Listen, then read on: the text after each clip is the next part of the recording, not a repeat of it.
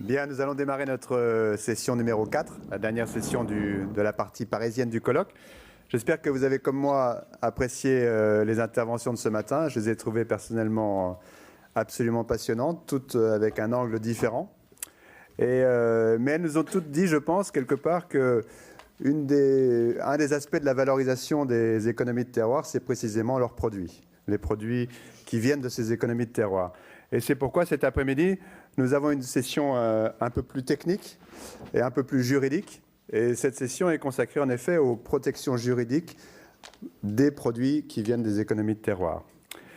C'est une session importante qui est co-présidée cet après-midi par Jocelyne Perrard, d'une part, qui est professeure émérite à l'Université de Bourgogne, responsable de la chaire UNESCO Culture et Tradition du vin, et Isabelle Anatole Gabriel, qui est, comme vous le savez déjà, puisque vous l'avez déjà vu souvent dans ce colloque, docteur en histoire du patrimoine à l'EHESS, chef d'unité des politiques et des réunions statutaires, Centre du patrimoine mondial de l'UNESCO.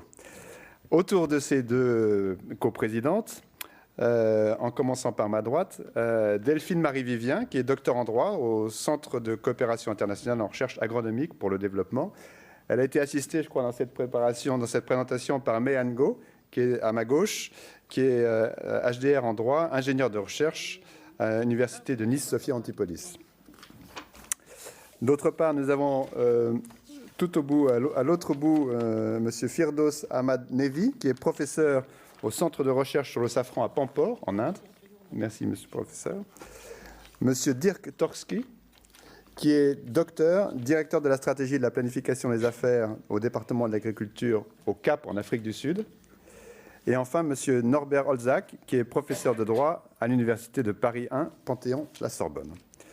Voilà. Alors, donc, cette session va durer à peu près 2 heures, 2 heures et demie, après le débat avec la salle. Et puis, nous terminerons, comme je vous l'indiquais ce matin, par la table ronde, qui sera une forme de synthèse de la partie parisienne de ce colloque.